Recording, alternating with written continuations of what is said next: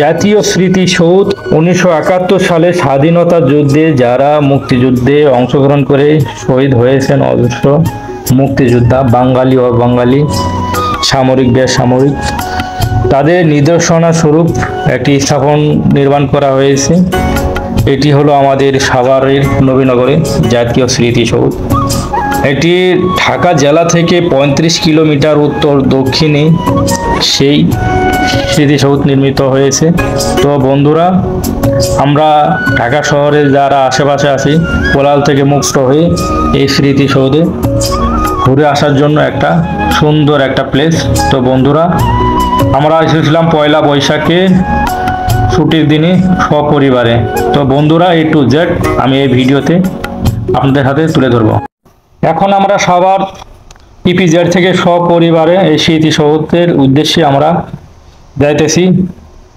আসলেই ঈদের ছুটি কাটানোর পরে বাচ্চাগুলা বাড়িতে যাওয়া সুস্থ হয়েছিল, তাই তাদেরকে মন ভালো করার জন্য এই স্মৃতিসৌধে নিয়ে যাচ্ছি।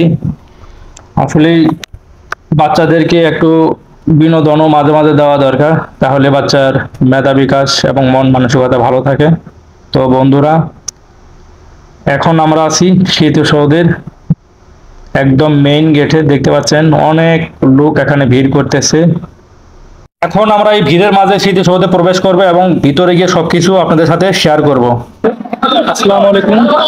এখন আছি সাভার স্মৃতিসৌধ, পয়লা বৈশাখ, অনেক লোকের ভিড়। এখন বিকাল 6টা বাজে, এখন যাওয়ার সময়।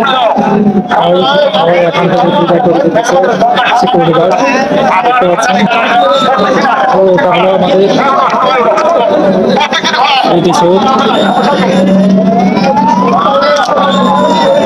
এরকম ভিডিও পেতে আমার চ্যানেলটি সবাই লাইক করুন, কমেন্ট করুন। এই স্মৃতিসৌধে মূলত 7টি স্তম্ভ রয়েছে, যার প্রত্যেকটা স্তম্ভের একটা করে ইতিহাস রয়েছে। 1952 সালের প্রথম স্তম্ভটি হলো ভাষা আন্দোলন, দ্বিতীয় স্তম্ভটি হলো 1954 সালের যুক্ত ফ্রন্ট নির্বাচন, 1956 সালের গণশাসনতন্ত্র আন্দোলন, 1962 সালের শিক্ষা আন্দোলন, 1966 সালের 6 দফা আন্দোলন, 1969 সালের গণ অভ্যন্তরণ আন্দোলন, 1971 সালের মহান মুক্তিযুদ্ধে যারা অংশগ্রহণ করে শহীদ হয়েছে তাদের জন্য নির্মিত লাস্টের যে স্তম্ভটি, এটি হলো সেই মুক্তিযোদ্ধার স্মৃতিসৌধের স্তম্ভ। আর এই স্মৃতিসৌধটি নির্মাণের উদ্যোগ গ্রহণ করেন 1978 সালে রাষ্ট্রপতি জিয়াউর রহমান, যার নকশাও তিনি করার জন্য আহ্বান করেন। আর এই পুরো নকশাটি নির্মিত করেছেন সেই আমাদের স্থপতি মইনুল ইসলাম।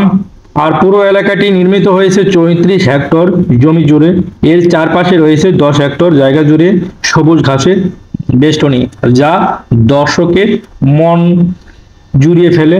এখন আমরা অল্প কিছুক্ষণের মধ্যেই সেই স্মৃতিসৌধ থেকে বের হব, কারণ এখানে বিকাল 5:30টার পরে এখানে কাউকে রাখতে দেয় না, এটা সরকারি নির্দেশ।